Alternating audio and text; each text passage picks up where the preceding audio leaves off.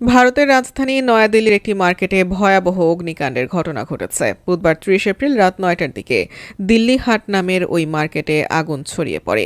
তবে অগ্নিকাণ্ডে কোনো হতাহতের খবর পাওয়া যায়নি। খবর এনডিটিভির। ঘটনাস্থলে আগুন নিয়ন্ত্রণের জন্য ১২টি অগ্নি নির্বাপন ইঞ্জিন মোতায়েন করা হয়েছে বলে জানিয়েছে দিল্লির ফায়ার সার্ভিস। স্থানীয় কর্মকর্তারা বলেছেন অন্তত ২৫ থেকে ৩০টি দোকান পুড়ে ছাই হয়ে গেছে। ভিডিওতে দেখা যায় দিল্লি হাটের আগুনের ঘটনায় কালো ধোঁয়ার বিশাল কুণ্ডলী আকাশে উঠছে। দিল্লির ক্যাবিনেট মন্ত্রী কপিল মিশ্র এক্স হ্যান্ডেলে বলেন, আগুন এখন নেভানো হয়েছে, আগুনে কোনো হতাহতের খবর নেই, আমি দিল্লি হাটে যাচ্ছি।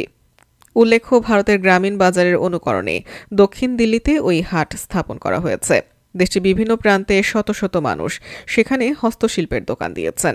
বিভিন্ন অঞ্চলের ঐতিহ্যবাহী খাবারের রেস্তোরাঁও রয়েছে বাজারটিতে।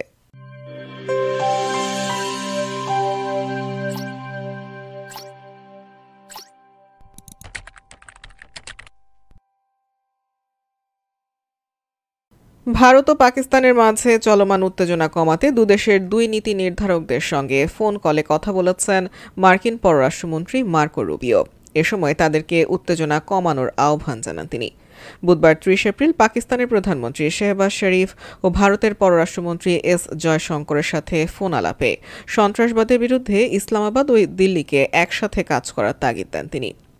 মার্কিন পররাষ্ট্র দপ্তরের মুখপাত্র ট্যামি ব্রুস এক বিবৃতিতে জানান, কাশ্মীর ঘিরে চলমান উত্তেজনায় উদ্বেগ প্রকাশ করেন রুবিও। জয়শঙ্করের সাথে কথোপকথনে পেহেলগামে হামলায় প্রাণহানির ঘটনায় শোক জানান তিনি। ভারতের সন্ত্রাস বিরোধী পদক্ষেপে সহযোগিতারও আশ্বাস দেন মার্কিন পররাষ্ট্রমন্ত্রী। অন্যদিকে পাক প্রধানমন্ত্রীর সাথে ফোন আলাপে পেহেলগামে হামলার ঘটনায় নিন্দা জানানোর আহ্বান জানান মার্কিন এই নেতা। দক্ষিণ এশিয়ায় শান্তি ও নিরাপত্তা নিশ্চিতে দুই দেশকে সম্মিলিতভাবে কাজের আহ্বান জানান তিনি। গুরুত্ব দেন সরাসরি যোগাযোগের ওপর।